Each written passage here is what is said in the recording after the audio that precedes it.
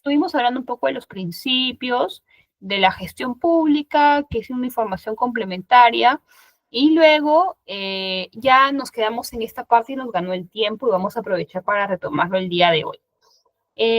Ya para entrar, dejar un poquito de lado los conceptos generales y entrar un poco a la parte más particular, a la razón de ser de este curso, al objetivo de este curso, es que empecemos a profundizar con un poco más de detalle algunos aspectos importantes e introductorios que hay que conocer relativo a la gestión pública.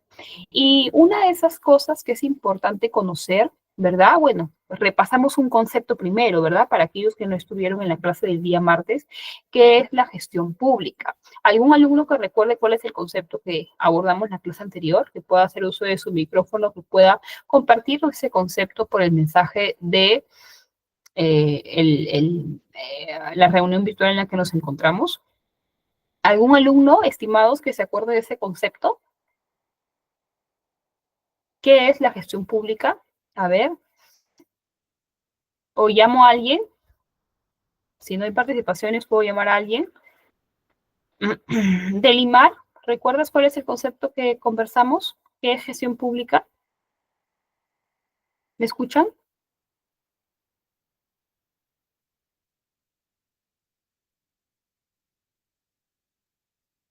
Ok, Delimar. ¿Algún alumno que haya estado en del día martes?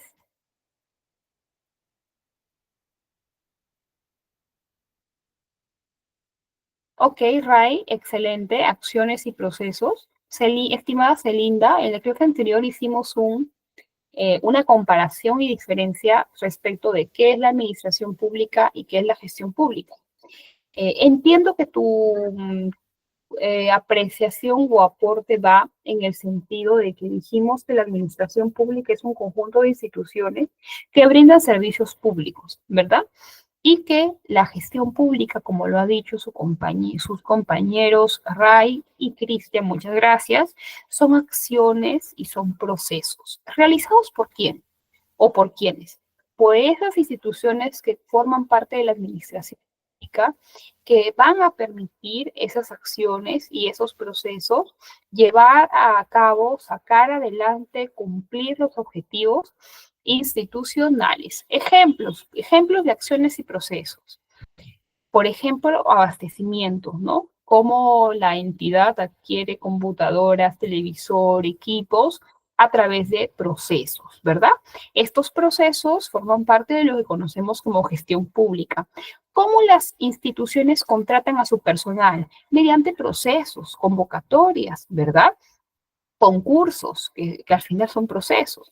Entonces, esa es también una forma, una expresión a cuando nos referimos de gestión pública. Mejor dicho, para hacerlo en palabras mucho más coloquiales, la gestión pública son aquellas acciones que realizan las instituciones públicas para poder funcionar, para poder brindar un servicio óptimo, para poder cumplir sus objetivos institucionales. Y para que una institución pueda cumplir sus objetivos y brindar un servicio, requiere de muchas cosas, requiere de personal, requiere de indumentaria, requiere de servicios, requiere de presupuesto, requiere de proyectos de inversión pública, ¿verdad?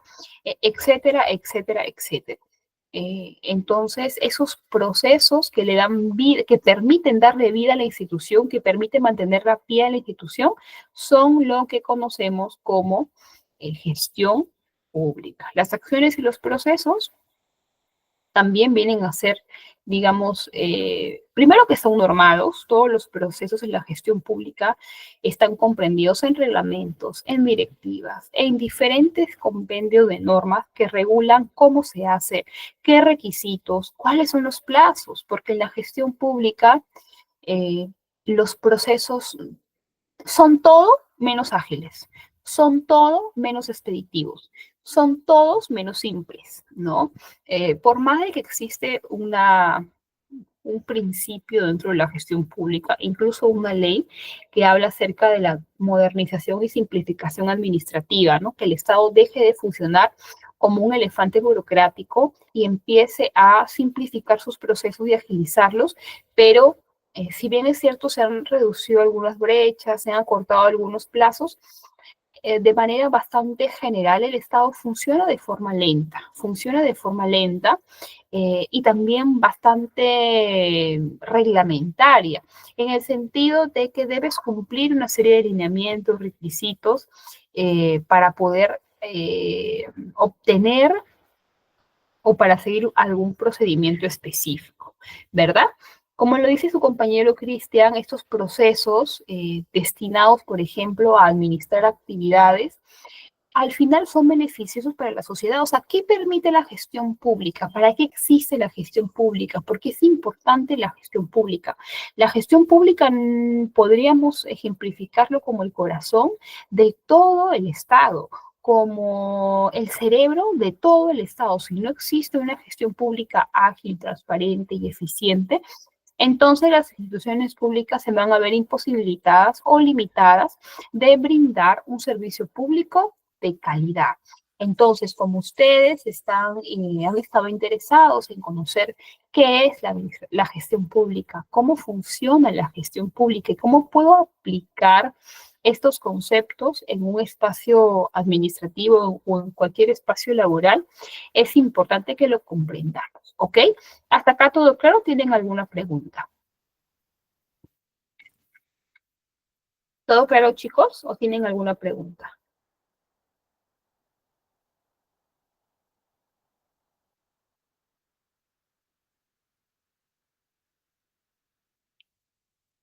Ok, Delimar, muchas gracias. Entonces, como decíamos que en el Estado, en la gestión pública, todo está normado, todo está reglamentado, todo está escrito en el papel. Recuerden que en la gestión pública específicamente no importa lo que se dice, importa lo que se escribe, ¿ya?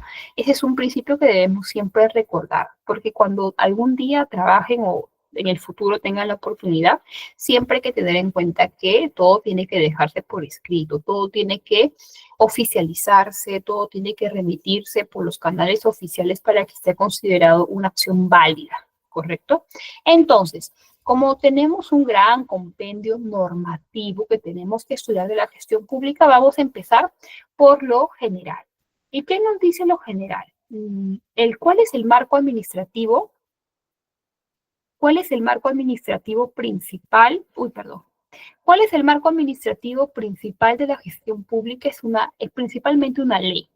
¿Cómo se llama esa ley? Ley Orgánica del Poder Ejecutivo. Ley Orgánica del Poder Ejecutivo. Esta ley, que fue promulgada hace varios años atrás, establece que en la gestión pública van a existir dos tipos de sistemas: los sistemas funcionales y los sistemas administrativos.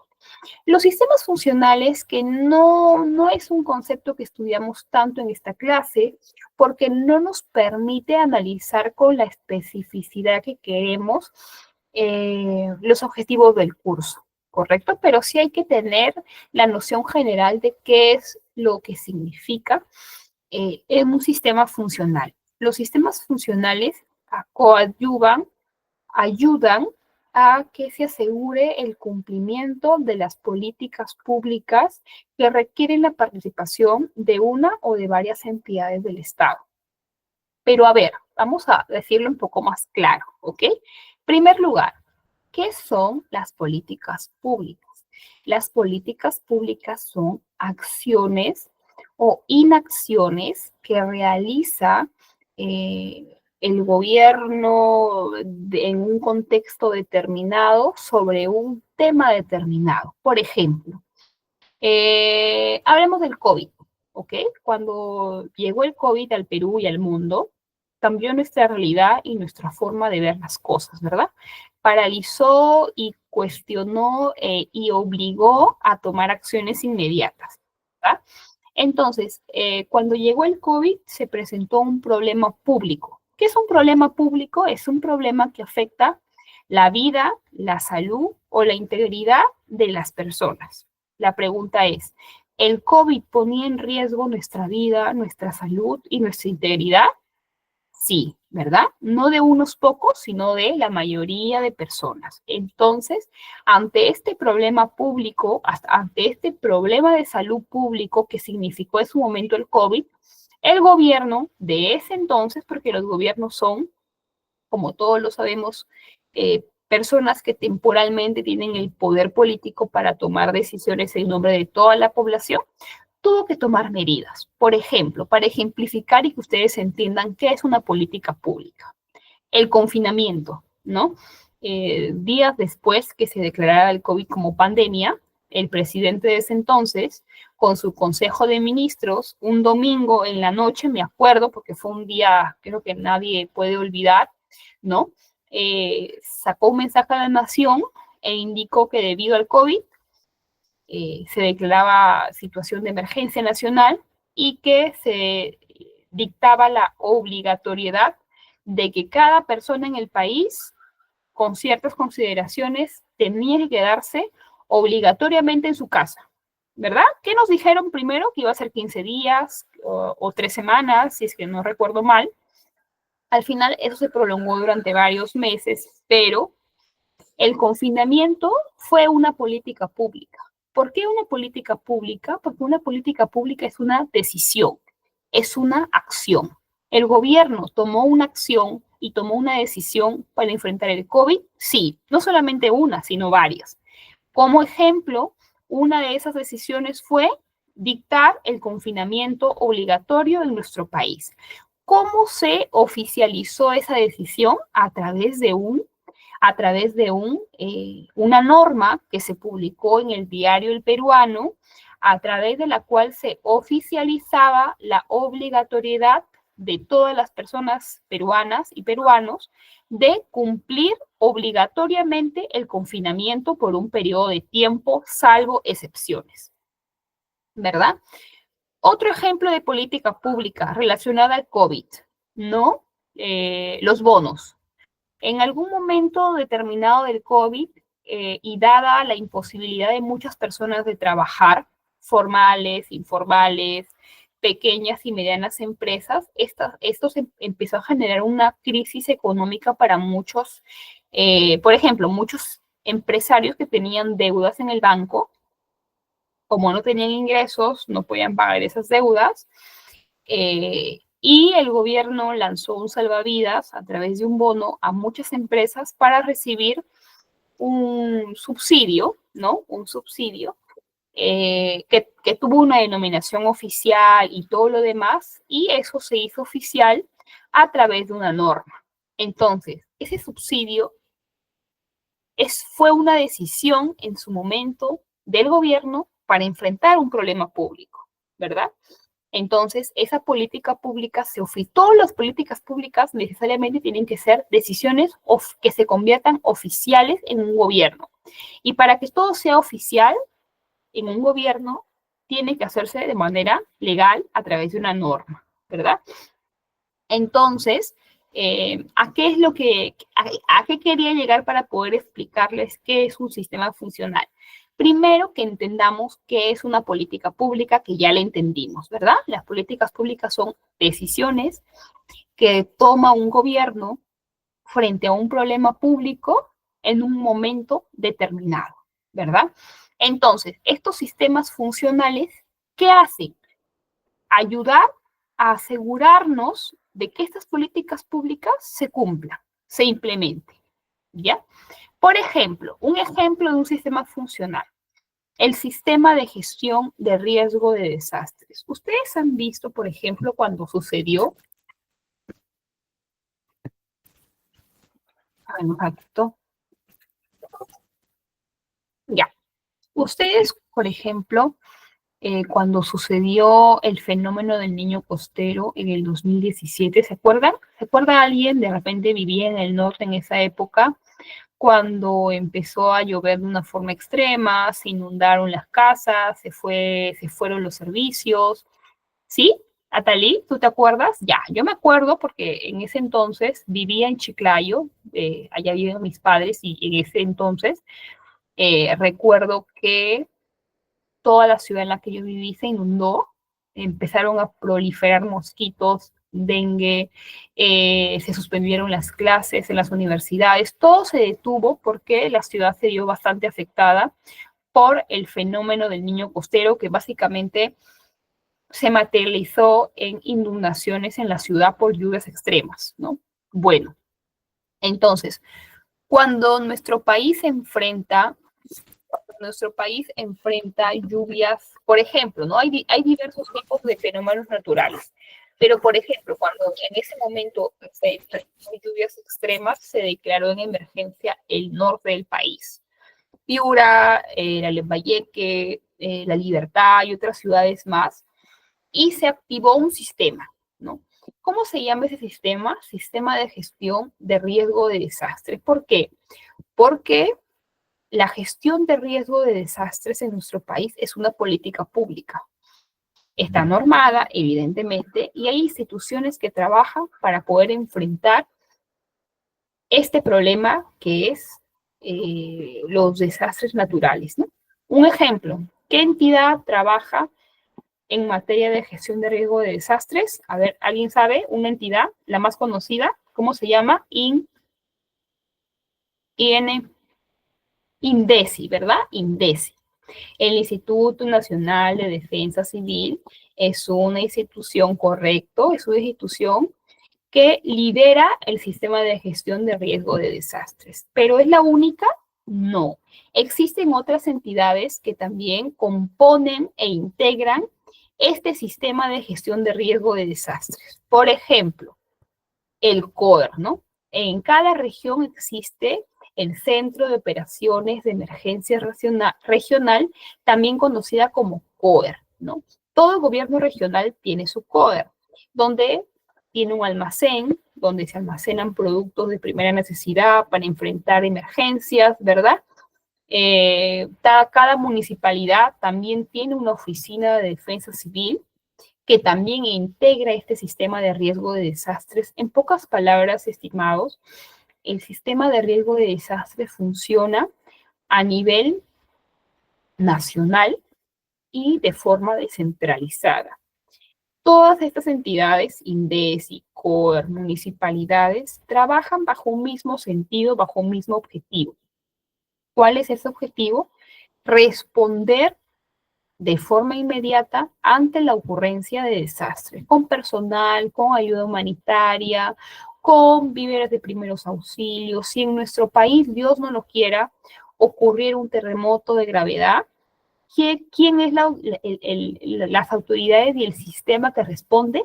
El Sistema Nacional de Gestión de Riesgo de Desastres. Si ocurre un terremoto, si ocurre una inundación, si ocurre algún fenómeno natural que ponga en peligro y afecte la vida de las personas, ¿correcto? Ese es uno de los tipos de sistemas que establece la ley orgánica del Poder Ejecutivo, que son los sistemas funcionales.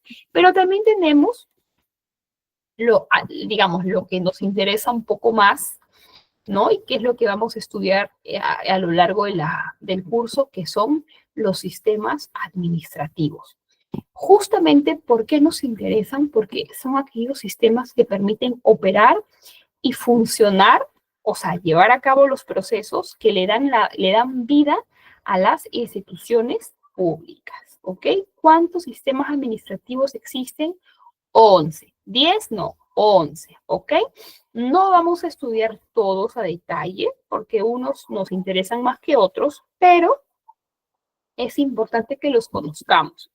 Sistema de gestión de recursos humanos, abastecimiento, presupuesto público, endeudamiento, contabilidad, inversión pública, planeamiento estratégico, defensa judicial del Estado, control y modernización de la gestión pública.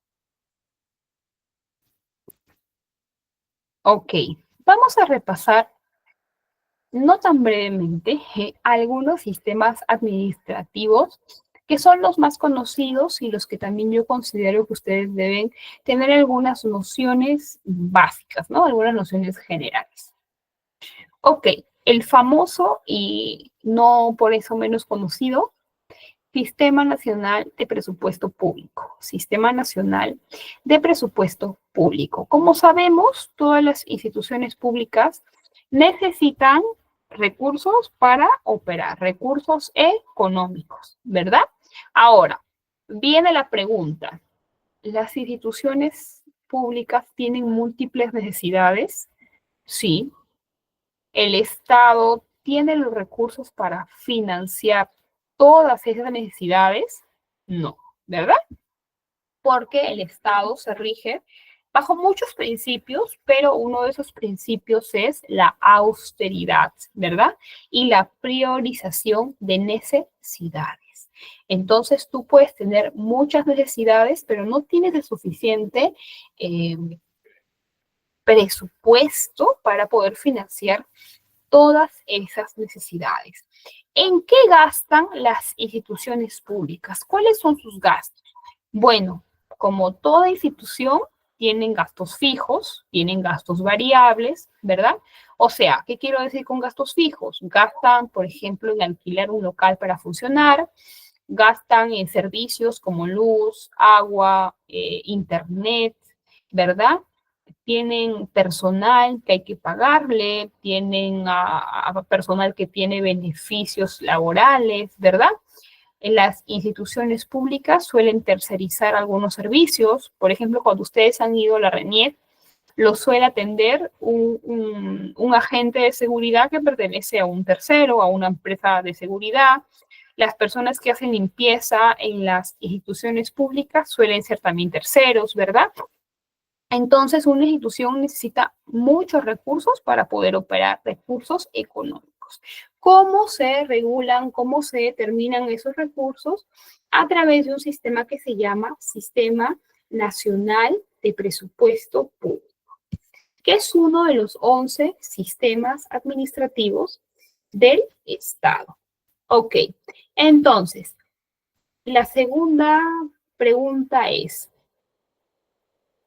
¿de qué manera las entidades solicitan, obtienen y gastan su presupuesto? A través de diferentes procesos que están resumidos en lo que se llama proceso presupuestario, ¿ok? Que tiene 5 etapas, 5 procesos. El primero de esos es la programación. Es importante conocer, estimados alumnos, que en el Estado, en las instituciones públicas, todo se debe programar. ¿Qué significa programar? Significa organizar, analizar también, evaluar y analizar y solicitar con antelación cuáles van a ser mis necesidades económicas mínimas que necesito para poder llevar a cabo mis actividades en el próximo periodo, ¿no? La programación implica siempre hacer un trabajo anterior a que suceda, ¿correcto? Por ejemplo, en materia de presupuesto siempre es un año anterior, ¿no? A mediados de año, a partir de agosto más o menos, ya se presenta el anteproyecto de presupuesto público a través de la cual se tienen todos los, digamos, se consolida el detalle de los presupuestos de todas las entidades a nivel nacional. Entonces, vamos a pensar que nosotros somos registros públicos, ¿ok? Que somos la SUNAR. Entonces, la SUNAR debe tener un área encargada de justamente hacer esta tarea que es programar. Yo como directora, jefa de la SUNAR, ¿qué hago? Yo llamo a todos mis gerentes, los llamo, le digo, oye, ven, haz un análisis de tu ejecución presupuestal durante el año anterior, evalúa tus necesidades y proyecta el detalle de cuánto necesitas para poder solventar tus necesidades y tus gastos el año que viene y en qué lo vas a usar. No solamente cuánto, sino en qué, el detalle, ¿verdad?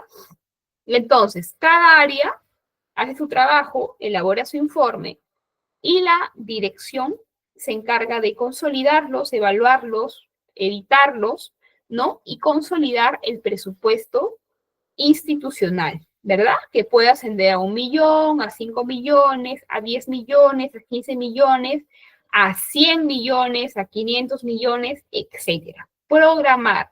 La programación es importante porque es uno de los trabajos más fundamentales para garantizar que el proceso presupuestario se ejecute de la mejor manera. Si no hemos programado bien, si no se ha realizado la etapa de programación bien, es muy posible que en las siguientes etapas se presenten problemas y... ¿Ok? Entonces, por ejemplo, si yo soy la SUNARP y yo le presento al ministro de Justicia mi presupuesto, vamos a decir, por 100 millones. Yo necesito, ministro, 100 millones para el año 2026. Entonces, el ministro va a revisar mi presupuesto y va a decir, bueno, pero ¿por qué 100 millones si el año pasado tú trabajaste con 60 millones? ¿Por qué un incremento del 40%? ¿Dónde está su justificación, no? Entonces, no es que yo pido 100 y me van a dar 100, no es que yo pido 50 y se me va a dar 50, ¿no? Sino que se va a merituar y se va a evaluar realmente si esa justificación del gasto es adecuada, por un lado, y por el otro, si el Estado tiene la disponibilidad presupuestal para poder pagar aquello que se necesita, ¿no? Funciona como, es como la vida misma, pero en un sentido estructurado y normado. Es cuando tú vivías en la casa de tus padres, ¿no? Y tú querías por Navidad un regalo que costaba 400 soles. Entonces tus papás te decían, ¿tú qué has hecho para merecerte esto? ¿Te has portado bien? ¿Has sacado buenas notas?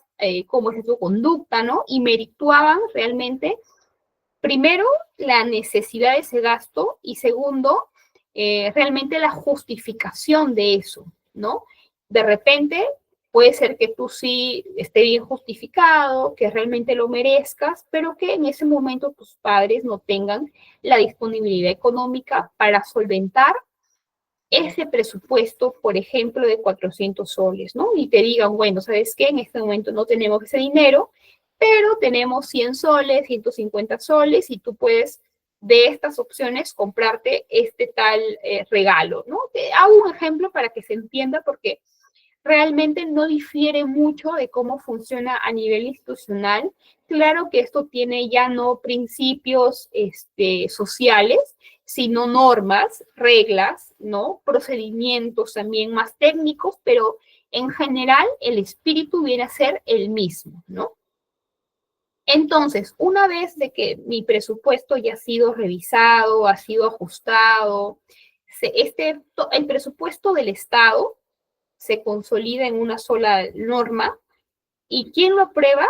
El Congreso de la República. El Congreso de la República, estimados alumnos, lo debate y lo aprueba. Si lo aprueba, ese proyecto se convierte en una ley. Esta ley se publica en el diario El Peruano y entra en vigencia a partir del 1 de enero de cada año, ¿verdad? Se aprueba el año anterior, en noviembre, aproximadamente segunda quincena, y entra en vigencia el primer día hábil del año entrante, en este caso, del 2025. Entonces, una vez que todas las instituciones ya tienen su presupuesto para poder llevar a cabo sus actividades, ya viene la etapa de ejecución. Ahora, vamos a suponer que yo, siendo SUNARP, se me otorgó 100 millones de soles como presupuesto para el año 2025. Pero ese presupuesto está evidentemente categorizado en ítems, ¿no? Esos 100 millones se dividen en gasto corriente, en gasto de inversión, ¿no? ¿Qué es gasto corriente, estimados alumnos? El gasto corriente es aquel gasto que no me genera un resultado, no me genera un producto. Por ejemplo, el pago de planillas, el pago de local, el pago de servicios, ¿no? Es un gasto corriente. El gasto de inversión es aquel gasto que sí se retorna en un producto o en un resultado, ¿no? Por ejemplo, ejecutar algún proyecto de inversión, etcétera, ¿no? Una vez que ha transcurrido los meses, muchas entidades modifican ese presupuesto. ¿Por qué? Porque tú tienes 100 millones, pero esos 100 millones están bien estructurados. ¿En qué vas a gastar? ¿Cuánto vas a gastar? ¿Verdad? Pero a veces se hacen modificaciones presupuestarias debido a una, debido a una necesidad eh, de poder afrontar en la institución. Finalmente, después de cada año, tú necesitas evaluar, ¿verdad? Si yo tenía 100 millones, ¿qué hice con esos 100 millones? ¿Cumplí mis objetivos institucionales? ¿Mejoré mis indicadores? Eh, ¿Cómo puedo medir el estatus o la evaluación, el estado de mi personal, ¿no? Entonces yo siempre tengo que evaluar, ejecuté el presupuesto, pero ¿qué logré con esa ejecución? ¿Qué logré más allá de la capacidad de gasto? ¿No? Porque durante los últimos años se habla mucho de la capacidad de gasto de las entidades. ¿Qué quiere decir la capacidad de gasto? Que si yo recibo un presupuesto, vamos a suponer, de 100 millones, y a final de año yo gasté solamente el 50%, entonces yo no he tenido una buena capacidad de gasto, ¿verdad? Porque no he tenido a los funcionarios adecuados o de repente no he tomado las decisiones políticas necesarias para poder comprometer ese presupuesto, para poder ejecutar ese presupuesto. Entonces, ese presupuesto restante se retorna al tesoro público y es lo que no se quiere, ¿verdad? Entonces, durante los últimos años, muchos ciudadanos, autoridades evalúan la capacidad de un gobierno por su capacidad de gasto, ¿no? Si yo gasté el 90%, el 95% de mi presupuesto, entonces soy excelente, ¿no? Soy un gran gestor público o una gran autoridad. Evidentemente que sí hay un reconocimiento de esas acciones, porque eso revela que tiene un equipo preparado, que tiene, por ejemplo, ya varias actividades comprometidas, ¿no? Pero no solamente se necesita tener capacidad del gasto, sino también asegurar que ese gasto haya tenido una inversión o tenga un retorno a la entidad. Ok, ¿qué más? Hay otro sistema que es muy importante que ustedes conozcan. ¿Alguno de ustedes ha escuchado sobre el sistema invierte.p, sobre el sistema de inversión pública? ¿Alguien tiene algún comentario, alguna noción, alguna idea que quiera compartir con nosotros?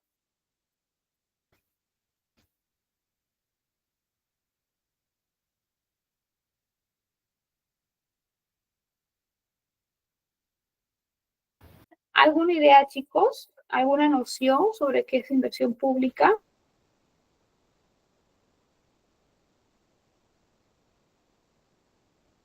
¿Sí me escuchan?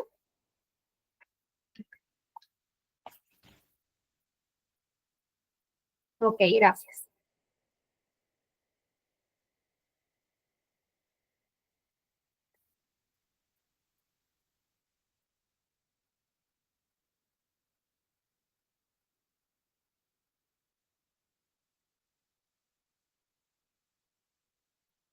Chicos, ¿me escuchan?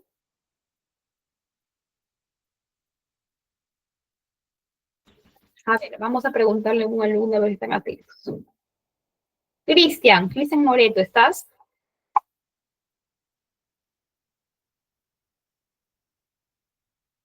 Hola.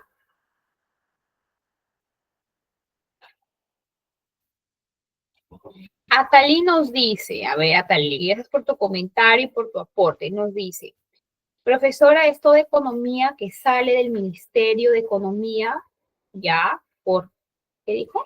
Por medio de proyectos, ok. Yani nos dice, invierte.p, sí, es el sistema. Cristian dice que es la aplicación de recursos para Crear, ampliar, mejorar, modernizar o reponer bienes o servicios con el objetivo de incrementar la capacidad de bienes o prestadores de servicios. Bueno, es cierto, Cristian, ese concepto está un poquito literal, un poquito textual, pero bueno, de todas maneras rescato tu aporte.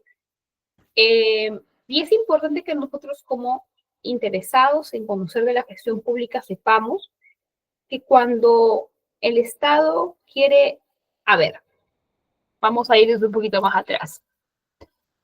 La sociedad peruana y las comunidades peruanas, los pobladores, tenemos muchas necesidades, ¿verdad?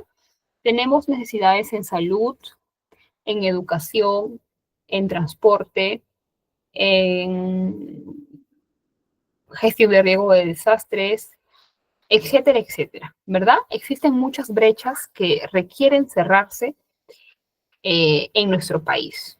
Sistemas de agua, de alcantarillado, agua potable, etcétera. Entonces, estas necesidades y estas brechas requieren intervenciones oportunas y eficientes, ¿verdad? Entonces, por ejemplo, si yo tengo una comunidad, vamos a decirlo así, La Libertad, en la Sierra de la Libertad, es una comunidad que durante años no ha tenido un sistema de agua y alcantarillado, no existe. Las personas recolectan agua de lluvia eh, o tienen una pileta, ¿no? Común, o tienen silos, ¿no? O algún tipo de estructura rudimentaria que no brinda condiciones salubres e idóneas para las personas, especialmente para las personas vulnerables como embarazadas, adultos mayores, niños, etcétera. Entonces, ahí existe un problema público, ¿verdad?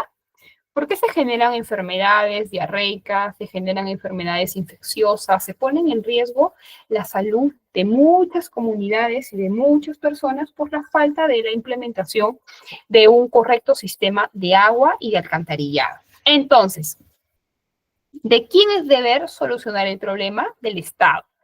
Del Estado, pero exactamente de quién, bueno, en realidad dependiendo de las competencias y atribuciones, pueden intervenir. Normalmente no intervienen las municipalidades porque no tienen el presupuesto necesario para poder cubrir, esa necesidad. A ver, perdón un ratito. Ya. Entonces, normalmente las municipalidades no ejecutan ese tipo de proyectos porque no tienen la capacidad, suelen ser los gobiernos regionales o directamente el Ministerio de Vivienda, ¿verdad? En ese caso, a través del programa de saneamiento rural. Pero bueno, entonces, nos quedamos en la parte en que existen un problema público que el Estado tiene que solucionar. ¿Cómo se soluciona el problema de la falta de un sistema de agua y alcantarillado? A través de un proyecto de inversión pública, ¿verdad? Lo que conocemos más coloquialmente como una obra, ¿verdad? Una obra pública, pero antes de que sea una obra, es un proyecto, es un proyecto. Entonces, este proyecto requiere de financiamiento. ¿De dónde viene ese financiamiento? Del tesoro público, ¿verdad? De los impuestos que pagamos todos los peruanos y de algunos otros fondos más, pero ahorita para no complicarnos no lo vamos a explicar. Son proyectos que se financian con recursos públicos, ¿verdad?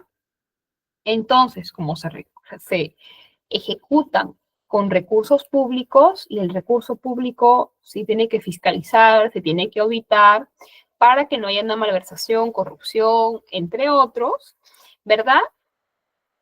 Ese proyecto, desde que nace la idea del proyecto, desde que alguna entidad se le ocurre, propone intervenir hasta que pase por todos los procesos necesarios para que esa obra se ejecute, no es de un día para otro, ¿verdad? En el Perú, para ejecutar una obra pública pueden pasar años, ¿verdad? Porque se requieren procesos anteriores documentarios, entre otros, formular el expediente técnico y ante la formulación también hay otros procesos, ¿verdad? Después del expediente se tiene que licitar ese proyecto. Entonces, un proyecto en ver la luz, en ejecutarse en la práctica puede tomar años, meses o años. Entonces, ese proceso tiene que estar muy bien pauteado. ¿Por qué? Porque si se ejecutan proyectos como se ejecutaban en el pasado, proyectos que no tenían la justificación adecuada, proyectos que se quedaban paralizados, ¿verdad? Proyectos que se quedaban sin fondos, ¿verdad? En plena ejecución de obra. Para evitar esos problemas es que el proceso de inversión pública tiene que seguir los parámetros y los estándares que establece el Sistema Nacional de Programación Multianual y Gestión de Inversiones, también conocido como invierte.p. Este sistema, para poder ejecutar una obra pública, en pocas palabras, todo proyecto tiene que pasar por 4 fases. 4 fases en lo que se conoce como el ciclo de inversiones, ¿ok? Todo ciclo de inversiones tiene 4 fases. Primera fase, se programa. ¿Se acuerdan que dijimos cuando hablábamos de presupuesto qué es programar? ¿Alguien se acuerda qué significa programar? ¿Qué significa programar en la gestión pública? ¿Ideas? Ya lo había dicho. A ver, quien estuvo atento, ¿qué es programar?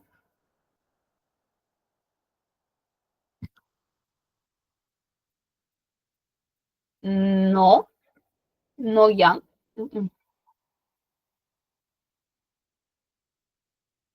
¿Otra idea, chicos?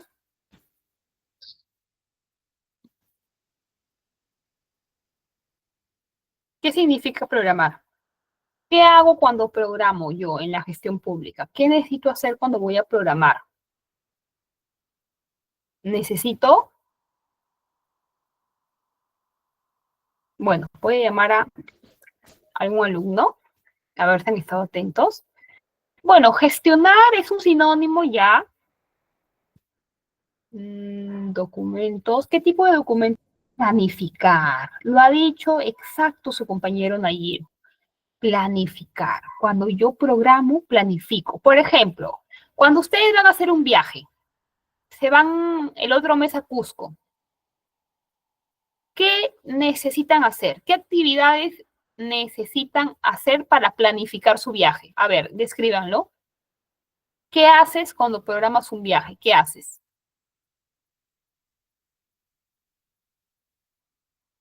¿Qué actividades hacen cuando vas a viajar? ¿Ya? ¿De qué manera te organizas, Talí? ¿Qué haces? ¿Qué acciones haces para organizar ese viaje? ¿Qué haces? Primero, excelente, hago mi presupuesto de viaje, ¿verdad?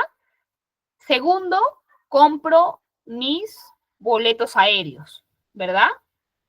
¿Qué más hago para organizar mi viaje? Además de comprar mis tickets aéreos. ¿Qué más tengo que separar? ¿Qué tengo que comprar? El lugar donde me voy a quedar, ¿verdad? También separo mi hotel, separo mi Airbnb, separo el lugar en el que me voy a quedar.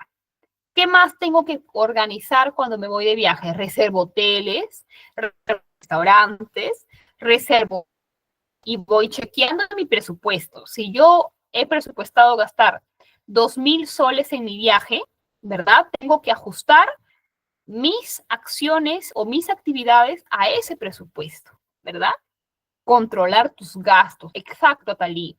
Si yo tengo que irme de viaje 5 días y 4 noches y tengo un presupuesto de 2,000 soles, entonces yo no puedo hospedarme en un hotel 5 estrellas. Yo no puedo, por ejemplo, irme en este tren que se va a Machu Picchu o a Aguascalientes de una forma más exclusiva, ¿verdad? Porque yo tengo un presupuesto y tengo que ajustarme a ese presupuesto. Es, un, es una dinámica similar cuando tú programas en el Estado. Cuando tú programas en el Estado, tienes que hacer evidentemente un presupuesto, pero antes de hacer ese presupuesto, tengo que hacer un análisis de mis necesidades, ¿no? De mis necesidades. Si yo trabajo, por ejemplo, en la oficina de recursos humanos, yo necesito saber, por ejemplo, el año que viene, cuánto personal yo voy a necesitar contratar o solventar. Si tengo a 6 nombrados, ¿cuánto necesito pagarle al año? Si voy a contratar 5 locadores, ¿cuánto va a significar eso? ¿Verdad? Si yo tengo que, por ejemplo, no lo sé, en abastecimiento, si yo tengo que comprar 5 computadoras, ¿cuánto me cuesta? Si yo tengo que comprar 5 televisores, ¿cuánto me cuesta? Si yo tengo que comprar 3 impresoras, ¿qué impresoras? ¿De qué características técnicas? ¿Cuánto estimado está en el mercado? Entonces, yo tengo que analizar, tengo que costear y tengo que ponderar las necesidades, ¿no? ¿Qué es lo más urgente? ¿Qué es lo indispensable que necesito para sacar adelante a mi institución? Organizarme, sentarme, analizar, perdón, ajustar y presupuestar.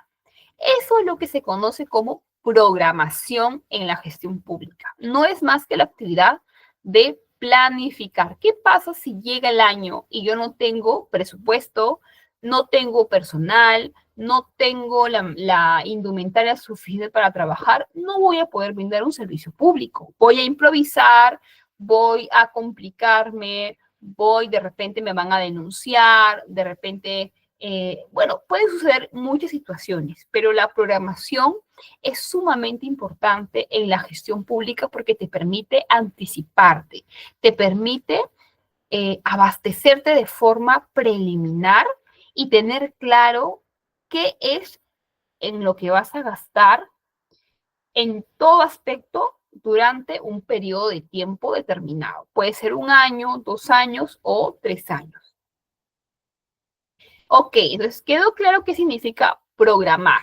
Igual cuando tú vas a hacer una inversión, cuando tú estás abordando el tema de la inversión pública, también es importante que te programes. Por ejemplo, si yo soy el gobernador regional de Lima, ¿no? Por poner un ejemplo, entonces yo tengo una cartera de proyectos. O sea, yo puedo ejecutar o yo tengo la necesidad de ejecutar muchos proyectos, pero primero hay que ver en qué estado está cada proyecto.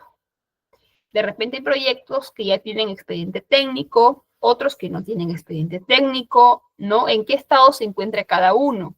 ¿Verdad? ¿Cuál es la priorización que se van a realizar de esos proyectos? ¿Cuáles son más importantes? ¿Cuáles son más prioritarios? ¿Verdad? Entonces, una vez que yo ya tengo planificado y tengo claro eso a través de documentos, porque toda programación se consolida a través de un documento, se pasa a una segunda fase que se llama formular y evaluar. Formular y evaluar. En esta fase de formular y evaluar, que es de repente la fase más engorrosa y documentaria, ¿no? Porque ya viene la fase de justificar por qué ese proyecto debe ejecutarse. Si ese proyecto es viable económicamente, socialmente, ese proyecto es viable, ese proyecto se puede realizar, a quiénes va a beneficiar, a cuántas comunidades va a beneficiar, ¿no? Entonces ya, si se ha determinado la viabilidad del proyecto, ya tiene que elaborarse el expediente técnico, ¿no? Donde se detalla todo el procedimiento, todo, cómo se va a llevar, cómo se va a ejecutar ese proyecto, con qué parámetros, en qué cronograma, o en qué espacio de tiempo, cuánto va a costar, etcétera, etcétera. Y una vez que ya ese proyecto haya sido licitado, se tenga a un contratista, ¿no? Y evidentemente a un supervisor, se ejecute el proyecto, ¿verdad? Si ese proyecto dura 15 meses, 10 meses, 24 meses, 36 meses, etcétera, etcétera, ¿verdad? Y después de eso viene la etapa del funcionamiento, ¿no? Esa infraestructura tiene que tener un mantenimiento adecuado. para garantizar su vida útil, para prolongar y garantizar su utilidad en el tiempo, ¿verdad? Porque toda inversión pública tiene que perpetuarse en el tiempo y tiene que cuidarse debidamente. Hace muchos años atrás,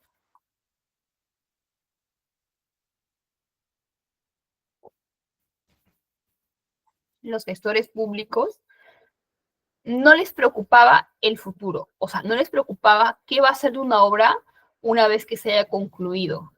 Les preocupaba solamente ejecutarlo o terminar su ejecución, ¿no? Pero es muy importante recordar que eh, preocuparse también del después es importante, porque si nos limitamos a una visión cortoplacista de solamente levantar la obra, ejecutar la obra y lo que pase mañana no importa, esa es una visión errada, porque estás arriesgando una inversión del Estado, que no es poco dinero, hablando en términos monetarios, que evidentemente pueden representar un riesgo para eh, las personas y en general para todos aquellos involucrados alrededor del proyecto.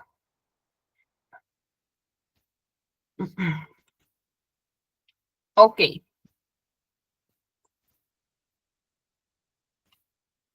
a continuación vamos a hablar brevemente sobre probablemente uno de los sistemas más importantes en la gestión pública, que son los recursos humanos.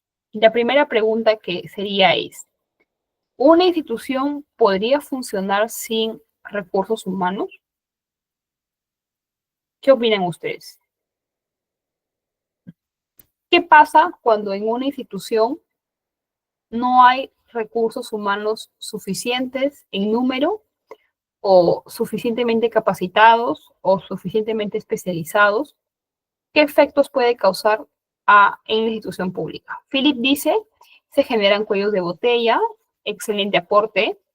Jan nos dice, siempre es necesario una oficina de recursos humanos excelente o siempre son necesarios los recursos humanos, ¿ok? ¿Qué labor cumple más allá de operativizar las acciones en una institución? ¿Cuál creen ustedes que es la trascendencia y la importancia de los recursos humanos en una entidad pública?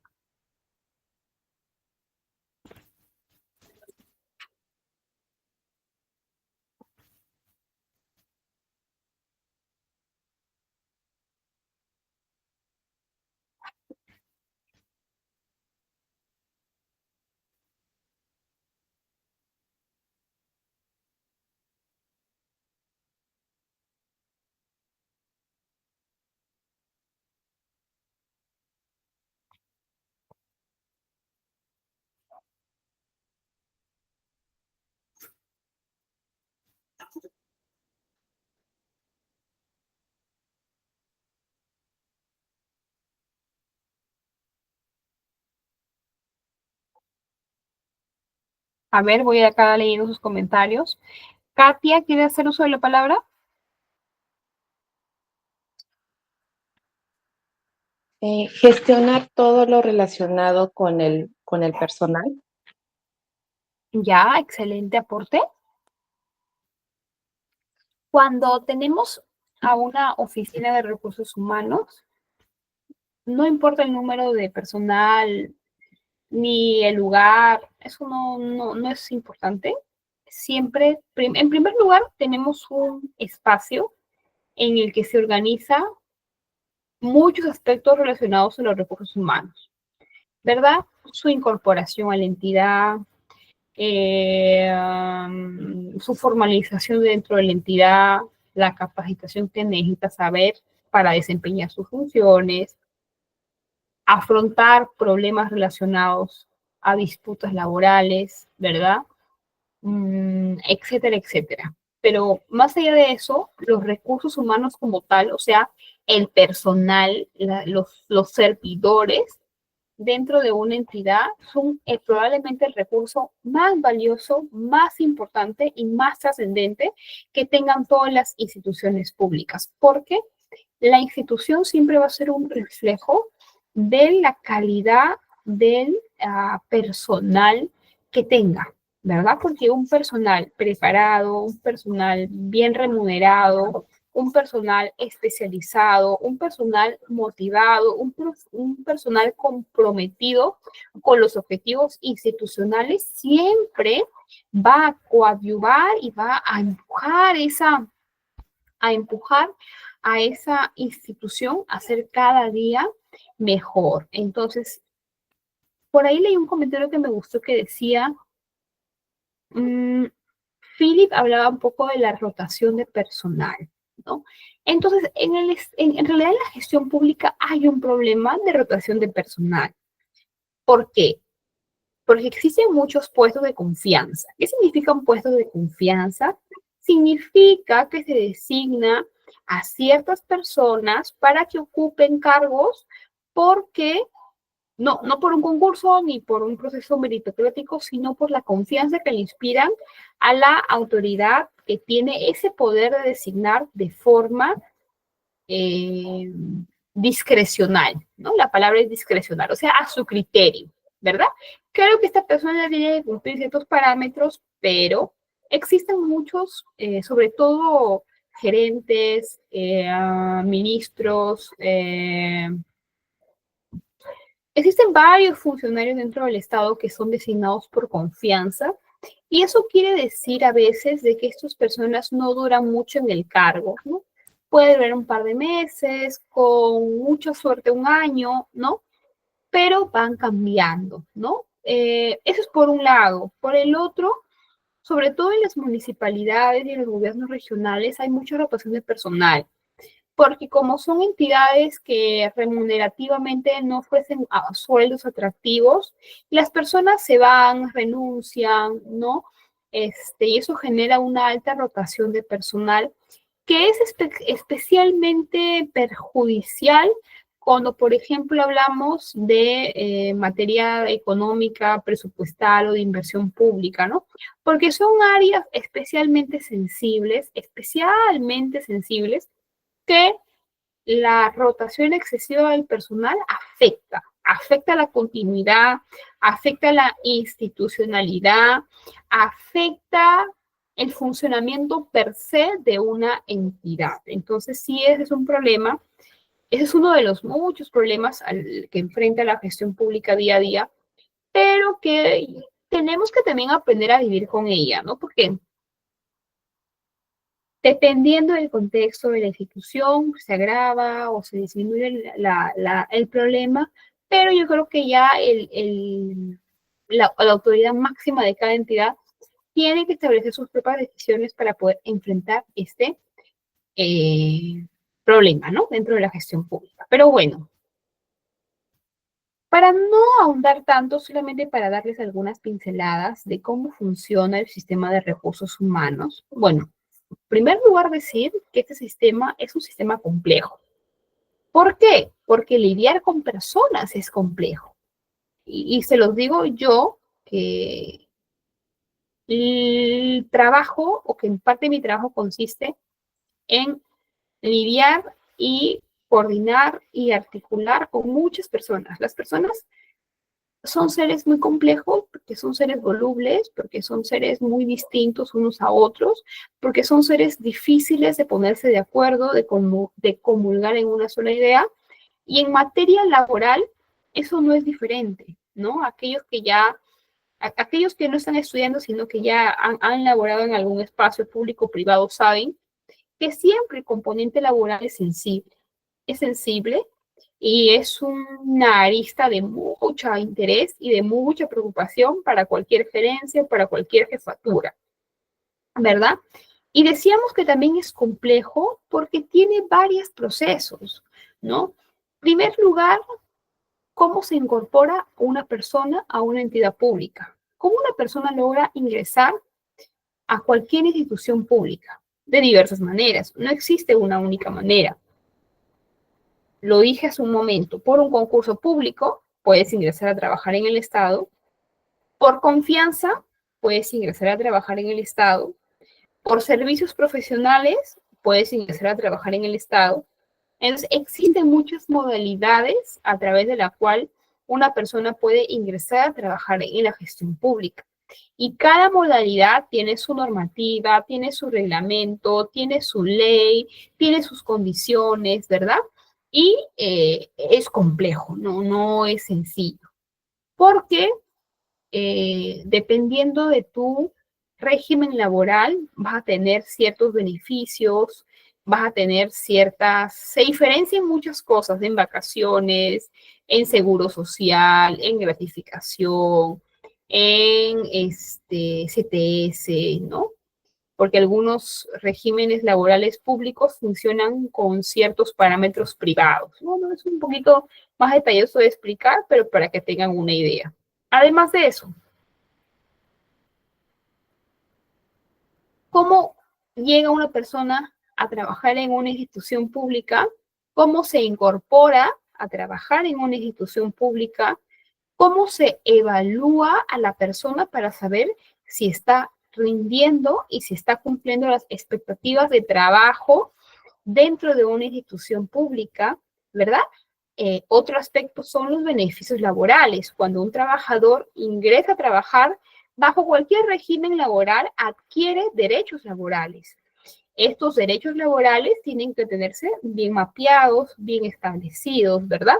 Para que no generen contingencias laborales a la institución, no le generen juicios, no le generen procesos legales de la cual el Estado tenga pues que afrontarlos, ¿verdad?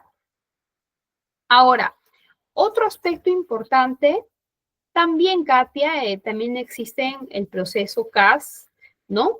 Que es una modalidad temporal de servicios que nació con este espíritu de que sea algo temporal, de que sea algo momentáneo, para poder otorgarle a trabajadores cierta estabilidad y ciertos beneficios, ¿no? Que con los años se volvió un sistema más permanente, ¿no? Incluso hace algunos años se publicó una ley en la que se establecía la permanencia de ciertos trabajadores CAS que en ese momento hayan cumplido con ciertos años de servicio, ¿no? Entonces, ahorita existen los llamados CAS permanentes, ¿no? Aquellos a los que se acogieron esa ley, porque normalmente los CAS se entienden que son trabajadores temporales, ¿no?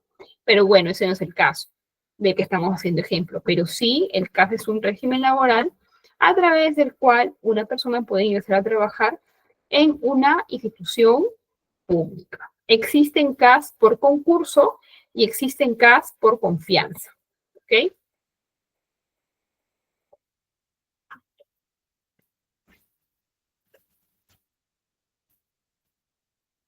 A ver, sigamos. Otro de los aspectos que tiene que considerarse cuando hablamos de recursos humanos es la capacitación. Es cierto que una persona, cuando ingresa al Estado, tiene un perfil profesional, una experiencia laboral, etcétera, etcétera.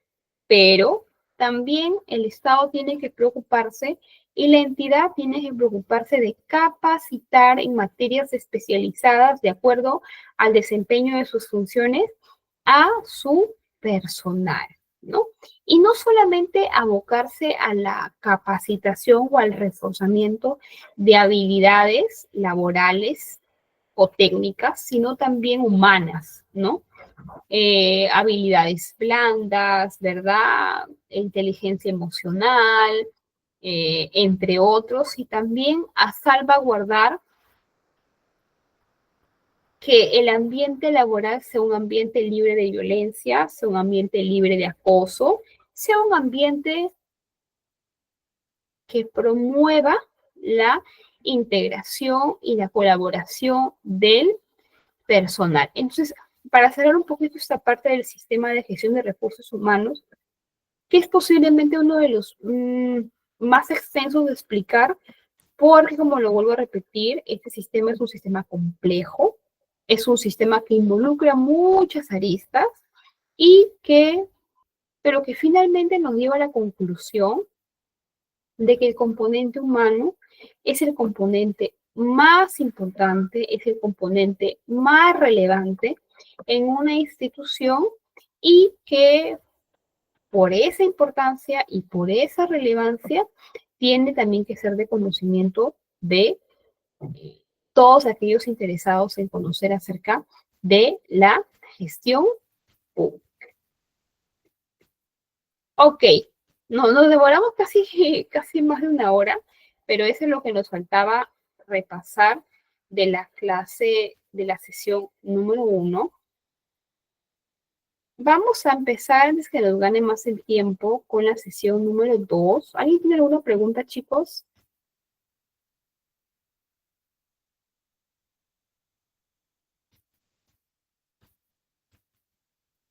¿Sí? Ya. ¿Alguna pregunta? Pasantías en el Estado. ¿Tú eres estudiante? ¿Estudiante o ya hay que estudias? ¿Y en qué ciclo estás? ¿O en qué año estás? No sé cuál sea la modalidad de estudios de tu carrera. ¿De qué carrera? ¿Tercer año de qué carrera?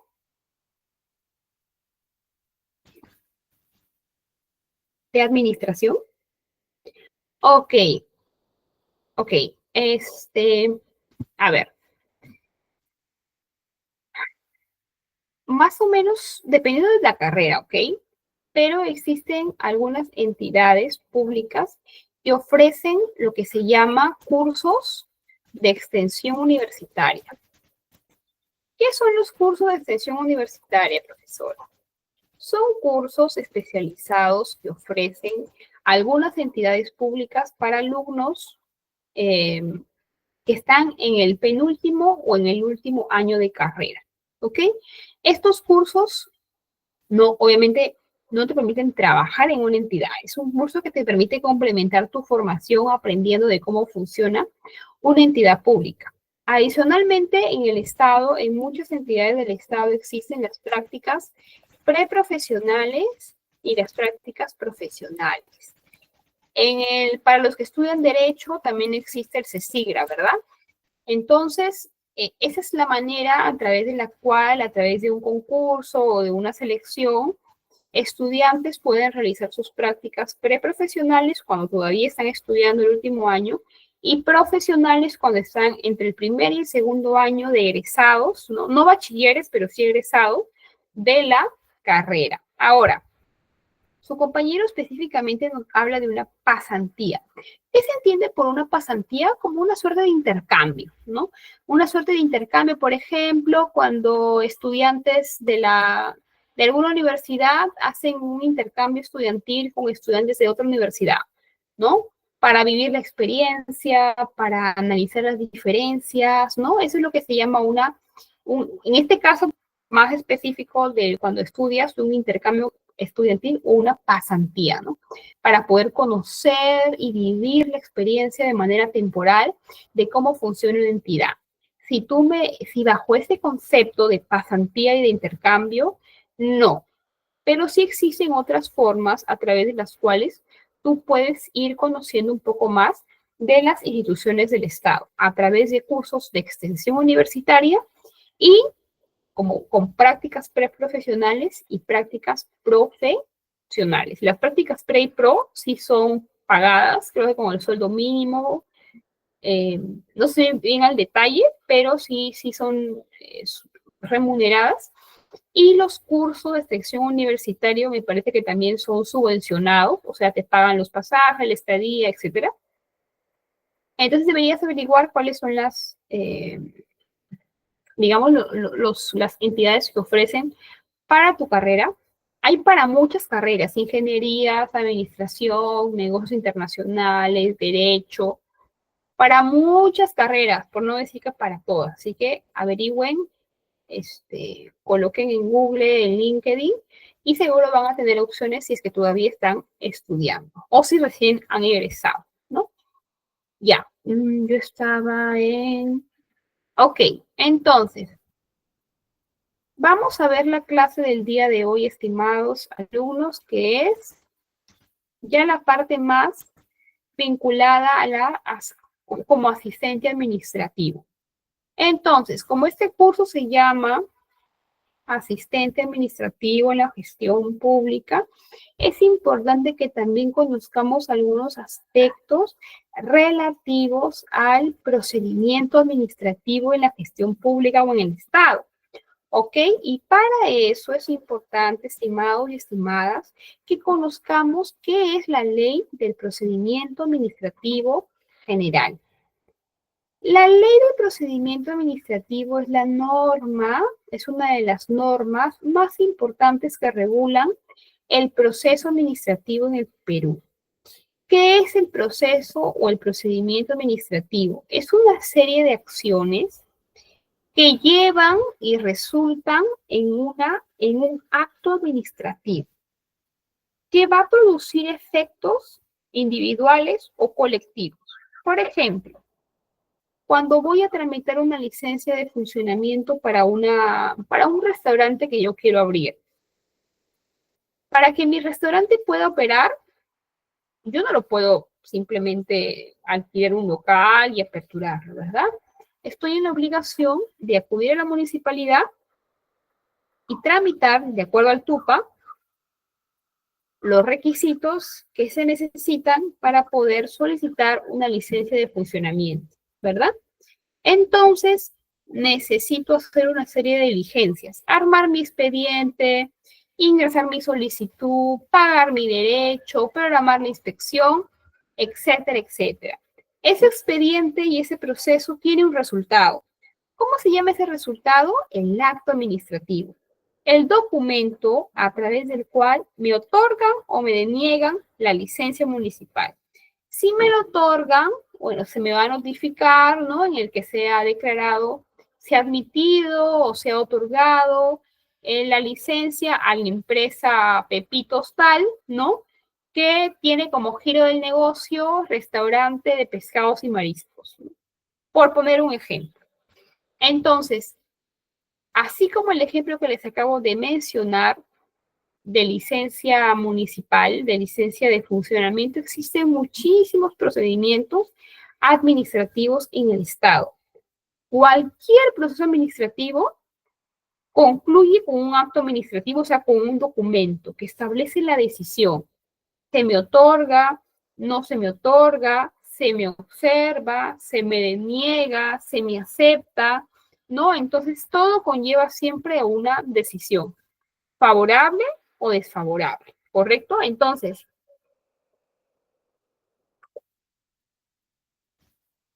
en ese procedimiento administrativo intervienen dos partes. ¿Cuál es la primera parte? El que solicita el procedimiento, el que inicia el procedimiento. ¿Quién es? El administrado. Vamos a poner en el ejemplo que sea yo. De la otra parte está la autoridad administrativa. Dependiendo del procedimiento que yo solicite, puede ser el gerente de defensa civil de la municipalidad, puede ser no lo sé, el gerente de educación del gobierno regional, puede ser cualquier autoridad que tenga la competencia funcional para pronunciarse y resolver mi solicitud, ¿correcto? No lo puede ser cualquiera tampoco, la autoridad administrativa no es cualquiera. Es aquella que está capacitada y, más que capacitada, funcionalmente encargada de resolver mi solicitud. ¿Cuántas partes intervienen o cuántos sujetos intervienen en el procedimiento administrativo? Dos. El administrado y la autoridad administrativa. Ok. Hace un momento decíamos que todo procedimiento culmina en un acto, ¿verdad? Un acto es un documento, un documento que establece una decisión. Una decisión sobre aquello que yo solicité. ¿Me es favorable? ¿No me es favorable? ¿Verdad? ¿Y por qué razones no lo es? Entonces, como lo decíamos en el Estado, todo se escribe, todo se deja por escrito. Evidentemente, después de haber iniciado un proceso, tiene que haber un final, tiene que haber una decisión, ¿verdad? Y esa decisión se deja por escrito.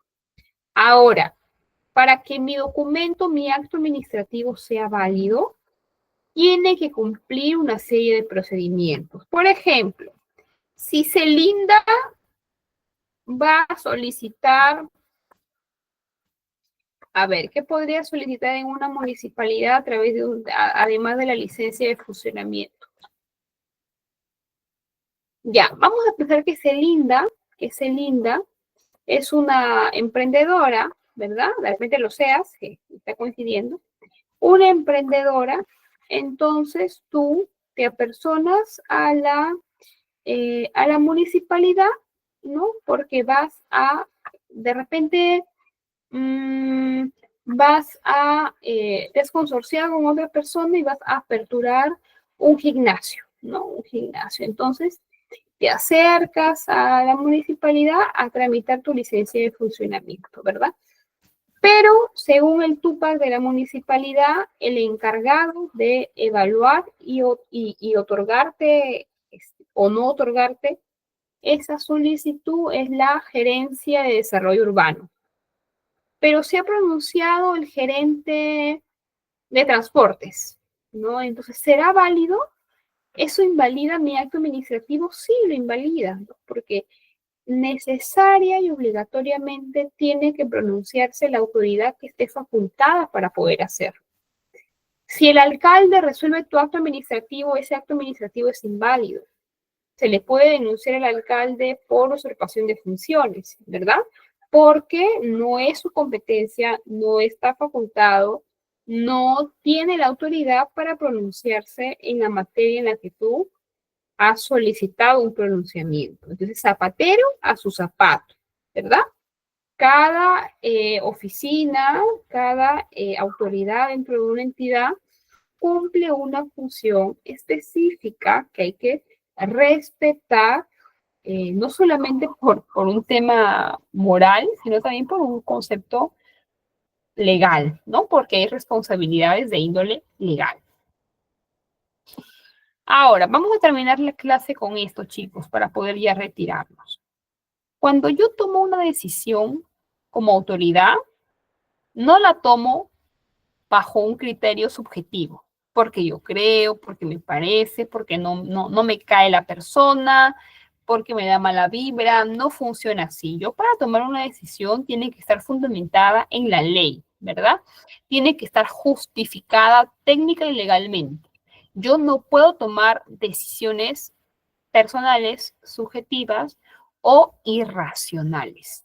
Entonces, cuando yo tomo una decisión y firmo un documento expresando esa decisión, tiene que haber una justificación legal y técnica. Si esa justificación es ilógica, si esa justificación es insuficiente, si esa justificación no es adecuadamente formulada, también puede ser invalidado mi acto administrativo. Entonces, yo como autoridad que firmo esos documentos, tengo que asegurarme de tener los argumentos para tener la razón de mi lado y justificar en el futuro, ¿no?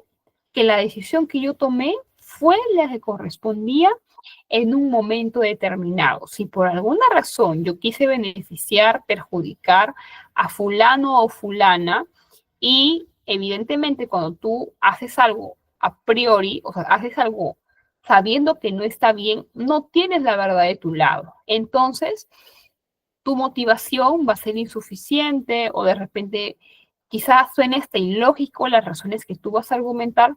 Por esa razón tiene que estar debidamente motivada.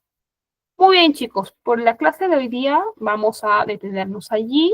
Espero que haya sido de utilidad, que haya sido interesante para ustedes, ¿no? Y conmigo serías el día sábado a las 8 de la noche para seguir compartiendo y revisando otros temas y conceptos relacionados al curso Asistente Administrativo en Gestión Pública. Que tengan una gran noche y un buen día mañana. Gracias.